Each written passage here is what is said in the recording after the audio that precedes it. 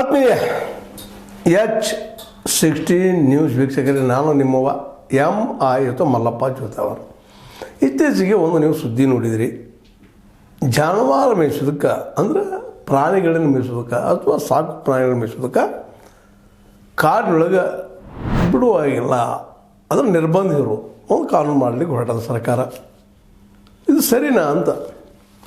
ಯಾಕಂದರೆ ಕಾಡಂಚು ನಾಡಂಚು ಭಾಳ ದೂರಿಲ್ಲ, ಮತ್ತು ಕಾಡಿನಿಂದ ನಾಡಾದಂಥದ್ದು ಅದು ನಮ್ಗೆ ಗೊತ್ತಿರುವಂಥದ್ದು. ಹೌದಲ್ಲಿ ದನಕರುಗಳು ಮೇಲಿಗೆ ಹೋಗ್ತಾವ ಮಾಡ್ತಾವ, ಅಲ್ಲಿ ಪ್ರಾಣಿಗಳಿಗೆ ಕಾಡು ಪ್ರಾಣಿಗಳಿಗೆ ತೊಂದರೆ ಆಗ್ತದೆ, ಹಾಗೆ ಹೀಗೆ ಇವರು ಅದು ಮಾಡ್ತಾರೆ, ಮಾಡಲಿ ತಪ್ಪಿಲ್ಲ ಅದು. ಮತ್ತು ಸಾಕು ಪ್ರಾಣಿ ಕಾಡು ಪ್ರಾಣಿಗಳಿಗೆ ತಿಕ್ಕಾಟಿರೋದು ಏನು ಸುಳ್ಳೇನಲ್ಲ. ತಿಕ್ಕಾಟೋದು ಇಲ್ಲ, ಹಸುವಿಗೆ ಆಗಿರಿ. ಕಾಡು ಪ್ರಾಣಿ ಅಂತ ಮಾಂಸಾಹಾರಿಗಳಿರ್ತಾರೆ, ಮ್ಯಾಕ್ಸಿಮಮ್ ಹುಲಿ, ಸಿಂಹ, ಚಿರತೆ ಇವೆಲ್ಲ ಇನ್ನುಳಿದ ಯಾವುದೇ ಆದರೂ ಸಹಜ ಈ ಒಂದು ಸಸ್ಯಾಹಾರಿ ಪ್ರಾಣಿಗಳು ತಿನ್ನೋದ್ರಲ್ಲೇ ಮತ್ತು ತಿನ್ನೋದ್ರಿಂದ ಅವ್ರು ಬದುಕಿರ್ತದೆ. ಅದೇ ರೀತಿಯಾಗಿ ಈ ಪ್ರಾಣಿಗಳದನ್ನು ಸಹಿತ ಈಗ ನೋಡ್ರಿ, ತುಂಡು ಭೂಮಿಗಳು, ಸಣ್ಣ ಸಣ್ಣ ಭೂಮಿಗಳು ಇರ್ತವೆ. ಪಾಪ ರೈತರು ಏನು ಮಾಡ್ಬೇಕು ಸಾಧ್ಯದ? ಅದು ಅರಣ್ಯ ದಂಡಿಗೆ ಇರೋರು ಯಾರಪ್ಪ ಅಂದ್ರೆ ಬಡ ರೈತರು, ಕಾಡು ಜನರು, ಆದಿವಾಸಿಗಳು ಅವರೇ ಇರ್ತಾರೆ. ಅವರಿಂದಾಗಿ ಈ ಮೇಯಿಸೋದ್ರಿಂದ ಕಾಡಿಗೆ ತೊಂದರೆ ಆಗ್ತದೆ, ಪ್ರಾಣಿಗೆ ತೊಂದರೆ ಹೆಂಗೆ ತೊಂದರೆ ಆಗ್ತದೆ ಅಂತ ಇದು ಒಂದು ದೊಡ್ಡ ಪ್ರಶ್ನೆ ಇದೆ. ಇದು ಆ್ಯಕ್ಚುಲಿ ಕಾಡು ಹಾಳಾಗಲಿದ್ದು ಆ್ಯಕ್ಚುಲಿ ಅಲ್ಲಿ ಗಿಡಗಳನ್ನು ಕೆಡೋದ್ರಿಂದ, ಅಲ್ಲೇ ಖನಿಜಗಳನ್ನು ತೆಗೆದುಕೊಂಡು ಹೋಗೋದ್ರಿಂದಾಗಿ, ಅಲ್ಲಿ ಕಾಡು ಪ್ರಾಣಿಗಳನ್ನ ಬೇಟೆಗಾರರು ಇನ್ನುಳಿದ್ರು ಕೊಲ್ಲುವುದರಿಂದಾಗಿ, ಈ ನಾಡು ಪ್ರಾಣಿಗಳಿಂದ ಅಥವಾ ಕೃಷಿ ಭೂಮಿನ ಕಡಿಮೆ ಆಗ್ತಾಯಿದೆ. ಹೀಗಾಗಿ ತುಂಡು ಭೂಮಿ ಇದ್ದವರು ಅಥವಾ ಬಡ ರೈತರು ಕಾಡಲ್ಲಿ ಮೇಯಿಸ್ತಾರೆ. ಅದು ಮೇಯಿಸೋದು ಲಾಭ ಹೋದಲ್ಲ ರೀ. ಯಾಕಿದ್ರೆ ಈಶ್ವರ ಖಂಡ್ರೆ ಅವರು ವಿಚಾರ ಮಾಡ್ಬಾರ್ದು ಸಚಿವರು? ಯಾಕಂತಂದ್ರೆ ಈಗ ನೋಡ್ರಿ, ಮೇಲಿಗೆ ಹೋದಂಥ ನಾಡು ಪ್ರಾಣಿಗಳು ಅಥವಾ ಈ ನಮ್ಮ ಆಡಾಗಿರ್ಬೋದು, ಕುರಿ ಆಗಿರ್ಬೋದು, ಅಥವಾ ದನಗಳಾಗಿರ್ಬೋದು, ಇನ್ನುಳಿದ ಯಾವುದೇ ಪ್ರಾಣಿಗಳಾಗಿರ್ಬೋದು, ಅವು ಅಲ್ಲೇ ತಮ್ಮ ಬಹಿರ್ದಶೆ ಅಂತೀರ ಅಥವಾ ಅವುಗಳ ಒಂದು ಸಗಣಿ ಆಗಿರ್ಬೋದು, ಮತ್ತೇನಾಗಿರ್ಬೋದು, ಇವುಗಳೆಲ್ಲ ಅಲ್ಲಿ ತಾವು ಮಾಡೋದ್ರಿಂದಾಗಿ ಮತ್ತು ಅಲ್ಲಿ ಗೊಬ್ಬರ ಸಿಗೋದಲ್ಲ ಸಹಜವಾಗಿ, ನೈಸರ್ಗಿಕವಾಗಿ.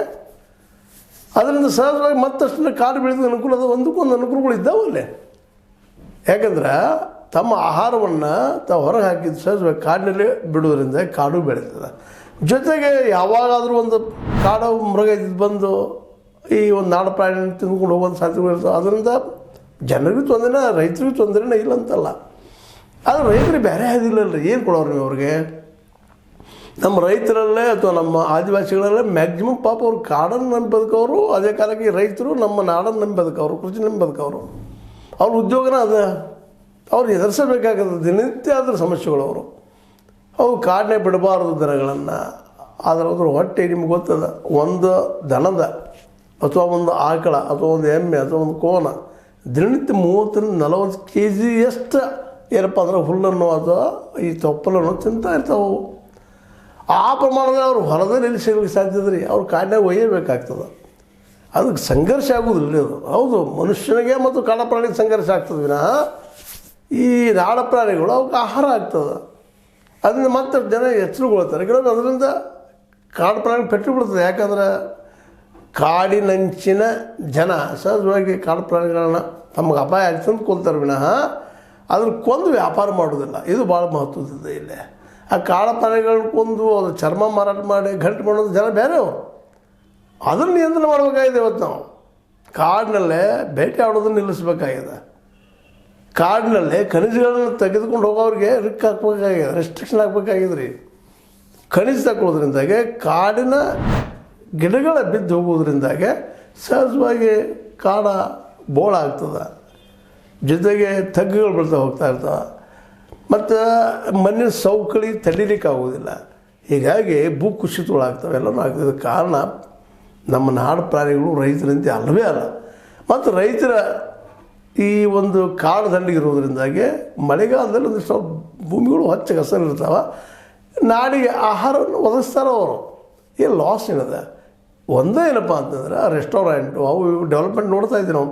ಕಾಡಿನೊಳಗೆ ರೆಸ್ಟೋರೆಂಟ್ ಮಾಡೋದು, ಮತ್ತೇನೋ ಮಾಡೋದು, ಅಲ್ಲಿ ಮೋಜು ಮಜಾವು ಮಾಡೋದು, ಇವುಗಳಿಂದ ಹೆಚ್ಚು ಅಂದರೆ ಅಂತ ಕಾಡಿಗೆ ಅಲ್ಲಿಯ ರೈತರಿಂದ ಅಲ್ಲ ಅನ್ನೋದು ನಾವು ಮತ್ತೆ ಮನಗಣಬೇಕಾಗಿದೆ. ಯಾಕಂದ್ರೆ ಅವ್ರಿಗೆ ನೀವು ಭೂಮಿ ಬೆಳೆಯೋದಕ್ಕೆ ಅನುಕೂಲ ಮಾಡಿಕೊಟ್ರಪ್ಪ ಅಂದ್ರೆ ಅವ್ರು ದನಗಳು ಸಾಕೋದಕ್ಕೆ ಅನುಕೂಲ ಮಾಡಿಕೊಟ್ರೆ ಆ ದನಗಳಿಂದ ಲಾಸ್ ಇಲ್ಲ ಕಾಡಿಗೆ. ದನಗಳಿಂದ ಗೊಬ್ಬರ ಸಿಗ್ತದೆ ಅವಕ್ಕೆ, ಆ ಕಾಡಿಗೆ ಗೊಬ್ಬರ ಸಿಗ್ತದೆ. ಮತ್ತು ಜೊತೆಗೆ ಇನ್ನುಳಿದ ಪ್ರಾಣಿಗಳು ಕೆಲವೊಮ್ಮೆ ಆಹಾರನೂ ಆಗ್ತವೆ ಪ್ರಾಣಿಗಳು, ನಾಡು ಪ್ರಾಣಿಗಳು. ಹೀಗಾಗಿ ಈ ಕಾನೂನು ತಂದು ಒಂದು ಏನಪ್ಪ ಅಂದ್ರೆ ರೈತರು ಅಲ್ಲಿ ಒಳಗೆ ಹೋದಾಗ ಮಾಡೋದು, ಆದಿವಾಸಿ ಹೊರಗೆ ಬರ್ದಾಗ ನೋಡಿರಿ. ಆದಿವಾಸಿಗಳು ಅನೇಕರಿಗೆ ಕಾಡುಗಳಿಗೆ ಕುದುರೆ ಮುಖ ಇರ್ಬೋದು, ಎಲ್ಲೋ ಕಡೆ ಇರ್ಬೋದು, ಎಲ್ಲ ಕಡೆ ಕಾಡಿನ ಜನ ಅವ್ರಿಗೆ ಈಗ ಹೊರಗೆ ಕಳಿಸೋಂಥ ಕೆಲಸ ಮಾಡುವಂಥ ಪ್ರಯತ್ನ ನಡೆದಿದ್ದಾವೆ. ಆದರೆ ಆ ಕಾಡಿನ ಖನಿಜಗಳು ಇವರು ಯಾರ್ಯಾರಿಗೂ ಮಾರ್ತಾರೆ, ಯಾರೋ ಬರ್ತಾರೆ 1 ಎಕರೆನೋ 10 ಎಕರೆನೋ ಒಂದು ಬೇಡ 20 ಎಕರೆನೋ ತೊಗೊಳ್ತಾರೆ. ಇವರು ಅಲ್ಲಿ 100 ಎಕರೆ ಹೊಡ್ಕೊಂಡು ತಟ್ಟಾಕ್ತಾರೆ. ಇವು ಎಷ್ಟು ನಡೆದವು? ಇಂಥವು ನಿಲ್ಲಿಸಿದಾಗ ಮಾತ್ರ ಕಾಡ ಉಳಿಲಿಕ್ಕೆ ಸಾಧ್ಯ. ಇದರರ್ಥ ಖನಿಜನ ತೊಗೋಬಾರ್ದು ಅಂತೂ ಅಲ್ಲ, ನಾಡಿನ ಅಭಿವೃದ್ಧಿಗೆ ಬೆಳವಣಿಗೆಗೆ ಬೇಕೇ ಬೇಕಿಲ್ಲ ಅಂತಲ್ಲ. ಖನಿಜ ಕಬ್ಬಿಣ ಆಗಿರ್ಬೋದು, ಮತ್ತೊಂದು ಆಗಿರ್ಬೋದು, ತವರಾಗಿರ್ಬೋದು, ಖನಿಜ ಪದಾರ್ಥದಿಂದ ನಾವು ಅನೇಕ ಇಲ್ಲಿ ನಮ್ಮ ಕೆಲಸಗಳನ್ನ ಮಾಡ್ಕೊಳ್ತಾ ಇರ್ತೀವಿ. ಕಬ್ಬಿಣದಿಂದ ಅನೇಕ ಪದಾರ್ಥ ತಯಾರು ಮಾಡ್ತೀವಿ, ಅನೇಕ ವಸ್ತುಗಳನ್ನು ತಯಾರು ಮಾಡ್ತೀವಿ. ಇನ್ನುಳಿದ ಖನಿಜಗಳಿಂದ ಬೇಕಾದಿಲ್ಲ ಅಂತಲ್ಲ ಅಭಿವೃದ್ಧಿಗೆ. ಸ್ಮಾಲ್ ಸ್ಕೇಲ್ ಇಂಡಸ್ಟ್ರಿಗೆ, ಲಾರ್ಜ್ ಸ್ಕೇಲ್ ಇಂಡಸ್ಟ್ರಿಗೆ ಬೇಕು. ಆದರೆ ಅದು ಇನ್ನೊಂದು ದೇಶಕ್ಕೆ ಮಾರ್ಕೊಂಡು ಹೋಗುವಂಥದ್ದು, ಮತ್ತೇನು ಮಾಡುವಂಥದ್ದು ನಾವು ನೋಡ್ತಾ ಇದ್ದೀವಿ. ಅದರಿಂದ ದೇಶಕ್ಕೆ ಹಾನಿ ಆಗ್ತದೆ. ಅದಕ್ಕಿಂತಲೂ ಆ ಖನಿಜದಿಂದ ನಮ್ಮ ವಸ್ತುಗಳು ನಿರ್ಮಾಣ ಮಾಡಿ ಆ ತಯಾರಾದ ವಸ್ತುಗಳನ್ನ ಎಕ್ಸ್ಪೋರ್ಟ್ ಮಾಡಿರಿ, ಲಾಭ ಆಗ್ತದಲ್ಲ ಸಹಜವಾಗಿ. ಆದರೆ ಆ ಟೆಕ್ನಿಕ್ ನಮ್ಮಲ್ಲಿ ಇನ್ನೂ ಡೆವಲಪ್ ಆಗ್ತಾಯಿಲ್ಲ, ಅಷ್ಟು ದೊಡ್ಡ ಇನ್ವೆಸ್ಟ್ಮೆಂಟ್ ನಮ್ಮಲ್ಲಿ ಆಗ್ತಾಯಿಲ್ಲ ಪ್ರೈವೇಟ್ ಕಂಪ್ನಿಗಳು ಅನ್ನೋದು ಅಷ್ಟು ಸತ್ಯದ. ಮತ್ತು ಸರ್ಕಾರ ಏನು ಮಾಡ್ತಾಯಿದ್ದಪ್ಪ ಅಂದ್ರೆ ಪ್ರತಿಯೊಂದನ್ನು ಜಾರ್ಕೊಳ್ಳುವಂಥದ್ದು, ಖಾಸಗಿಯವ್ರು ಕೊಟ್ಟು ಬಿಡೋದನ್ನೆಲ್ಲ. ಹೀಗಾಗಿ ಏನಾಗ್ಬಿಟ್ಟವಪ್ಪ ಅಂದ್ರೆ ಈ ಒಂದು ನಮ್ಮ ಕಾಡಿದ್ದ ಅಳಿವಿನ ಅಂಚಿಗೆ, ನಾಶ ಆಗೋ ಅಂಚಿಗೆ ದಿನ ಸಮೀಪ ಆಗ್ತಾಯಿದ್ದಾವೆ. ಅದಕ್ಕೆ ಕಾರಣ ನಮ್ಮ ದನಗಳಲ್ಲ, ನಮ್ಮ ಆಡುಗಳಲ್ಲ, ನಮ್ಮ ಕುರಿಗಳಲ್ಲ, ನಮ್ಮ ನಾಯಿಗಳಲ್ಲ. ಅದಕ್ಕೆಲ್ಲ ಕಾರಣಪ್ಪ ಯಾರು ಅಂತಂದ್ರೆ ಮನುಷ್ಯನ ಅತಿ ಆಸೆ, ಕಾಡನ್ನು ಕಡಿಯುವಂಥದ್ದು, ಖನಿಜ ತೊಗೊಳ್ಳುವಂಥದ್ದು, ಜೊತೆಗೆ ಗಿಡಗಳ ಜೊತೆಗೆ ಗಿಡದ ಕಡಿಯೋ ಜೊತೆಗೆ ಇನ್ನಷ್ಟು ಕಾಡನ್ನು ಬೋಳು ಮಾಡುವಂಥದ್ದು. ಇವೆಲ್ಲ ನಡೆದ್ರಿಂದಾಗೆ ಅದನ್ನು ನಾವು ನಿರ್ಬಂಧಿಸ್ಬೇಕು ವಿನಃ ನೀವು ಪ್ರಾಣಿಗಳು ಸಾಕ್ತೀರಿ, ಭೂಮಿ ಮಾಡ್ತೀರಿ, ಭೂಮಿನೂ ಎಷ್ಟದಷ್ಟೇ ಇರಲಿ, ಇಲ್ಲಂತಲ್ಲ. ಯಾಕಂದ್ರೆ ಅಲ್ಲಿ ಮಳೆ ಮೇಲೆ ಅವರು ಏನಪ್ಪ ಅಂದ್ರೆ ಭೂಮಿಯನ್ನು ಮಾಡ್ತಾ ಹೋಗ್ತಾ ಇರ್ತಾರೆ. ಇನ್ನೊಂದು ಇಲ್ಲಿ ನಿಮ್ಗೆ ನೆನಪಿಸ್ಬೇಕಾಯ್ತೇನಪ್ಪ ಅಂತಂದ್ರೆ ಈ ದೊಡ್ಡ ದೊಡ್ಡ ಡ್ಯಾಮ್ಗಳು ಕಟ್ಟೋದ್ರಿಂದ ಎಷ್ಟು ಕಾಡನಾಶ ಆಗಿದ್ರಿ, ಅದೇನು ಕಲ್ಪನಾ ಅದು ನಮಗೆ. ಯಾಕಂದ್ರೆ ಕಾಡಿದ ನೀರು ಹರಿದು ಬಂದಾಗ ದೊಡ್ಡ ಡ್ಯಾಮ್ ಕಟ್ಟಿದಾಗ ಸಹಜವಾಗಿ ಆ ಹಿನ್ನೀರಿನಲ್ಲಿ ಕಾಡುಗಳು ತಂತ ಮುಳುಗಿ ಹೋಗಿದ್ದು ನಾವು ನೋಡಿದ್ದೀವಿ.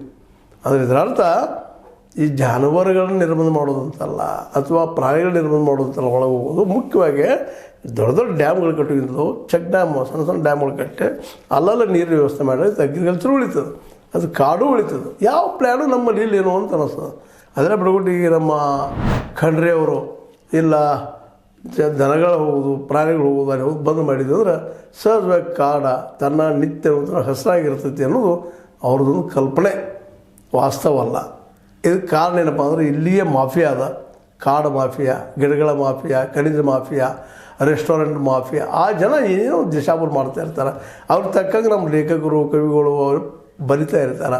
ಹೌದು ಇಷ್ಟು ಹಾಳಾಯಿತು ಅಂತೇಳಿ ಒಂದು ದೊಡ್ಡ ಗ್ಯಾಂಗ್ ತಯಾರು ಮಾಡ್ಕೊಂಡಿದ್ದಾರೆ ಅವರು. ಅದ್ರ ಮೂಲಕ ಸರ್ಕಾರಗಳು ಒತ್ತಡ ತೊಗೊಂಡ್ಬರ್ತಾರೆ, ಸರ್ಕಾರಕ್ಕೆ ಪಾರ್ಟಿ ಫಂಡ್ ಕೊಡ್ತಾರೆ. ಇವರೆಲ್ಲ ಕೊಡೋದ್ರಿಂದಾಗೆ ಸಹಜವಾಗಿ ಪಾರ್ಟಿ ಫಂಡ್ ಕೊಡೋದ್ರಿಂದ ಕಾರ್ಪೊರೇಟ್ ಪರವಾಗಿ ನಮ್ಮ ಸರ್ಕಾರಗಳು ನಿಲ್ಲೋದ್ರಿಂದಾಗೆ ಇವೆಲ್ಲ ಪ್ರಾಬ್ಲಮ್ ಸ್ಟಾರ್ಟ್ ಆಗಿದ್ದಾವೆ. ಇದಕ್ಕೆ ಕಾರಣ ಯಾರಪ್ಪ ಅಂತಂದ್ರೆ ನಮ್ಮ ಸರ್ಕಾರಗಳು ಮತ್ತು ನಾವು ಸರಿಯಾಗಿ ವಿಚಾರ ಮಾಡ್ತಾರಲ್ಲ. ಇವತ್ತಿನ ರೈತರು ಕಿಡಿಕಾರಿದಾರ ಮಾಡಿದಾರೆ ಅಂತ ಸ್ವಲ್ಪ ನೋಡ್ತಾ ಇದ್ದೀವಿ, ಇಲ್ಲ ನಾವು ನೋಡುವಾಗಿಲ್ಲ. ಅದಕ್ಕಾಗಿ ರೈತರಿಗೆ ಭೂಮಿ, ಆದಿವಾಸಿಗಳಿಗೆ ಕಾಡ ಬಿಟ್ಟು ಕೊಟ್ಟ, ಅವಶ್ಯಕ್ಕೆ ಎಷ್ಟು ಬೇಕು ಅಷ್ಟಕ್ಕೆ ನಾವು ಖನಿಜನ ತೊಗೊಂಡ ನಾವು ನಮ್ಮ ಡೆವಲಪ್ಮೆಂಟ್ ಮಾಡಿ, ಅದೇ ಕಾಲಕ್ಕೆ ಒಳ್ಳೆ ಟೆಕ್ನಿಷಿಯನ್ಸ್ ಇನ್ನುಳಿದು ಕಲಿತು ದೊಡ್ಡ ಶಾಣರ ನೋಡಿರಿ. ಬಡ ಮಕ್ಕಳಲ್ಲಿ ಭಾಳ ಜಾಣ ಇರ್ತಾರೆ, ಇಲ್ಲಂತಾರೆ ಎಲ್ಲರೂ ಹಂಗಂತಲ್ಲ. ಏನೋ ಕೆಲವು 10% ಮಂದಿ ದುಡ್ಡು ಕೊಟ್ಟು ಏನು ಮಾಡಿ ಕಲಿಸ್ಕೊಳ್ತಾರೆ ಅವ್ರು. ಆದರೆ ದುಡ್ಡು ಕೊಟ್ಟು ಕಲಿಲಾರ ಸ್ಥಿತಿ ಎಷ್ಟದ. ಅದಕ್ಕೆ ಒಳ್ಳೆಯ ಹೈಯರ್ ಎಜುಕೇಷನ್ ಮಾಡಿದ್ರೆ ನಮ್ಮಲ್ಲೇ ಒಳ್ಳೆ ಪ್ರತಿಭಾವಂತರು ನೋಡ್ತಾರೆ ರೀ, ಒಳ್ಳೆ ಇಂಜಿನಿಯರ್ಸ್ ನೋಡ್ತಾರೆ, ಡಾಕ್ಟರ್ಸ್ ಬಿಟ್ಟು ವಿಜ್ಞಾನ ಸಹಿತ ನೋಡ್ತಾರೆ. ಆದರೆ ಅವ್ರಿಗೆ ಕಲಿಯುವ ಅವಕಾಶ ಭಾಳ ಜನರಿಗೆ 90% of the people of this country have no the power to learns their childrens. ಅವ್ರ ಮಕ್ಕಳನ್ನ ಕಲಿಸೋದು ಶಕ್ತಿ ಪಾಪ ಉಳಿದಿಲ್ಲ ಇವತ್ತು. ಕಾರಣ ಅಂದ್ರೆ ಎಲ್ಲ ತುಟ್ಟಿ ಮಾರ್ಕೆಟ್.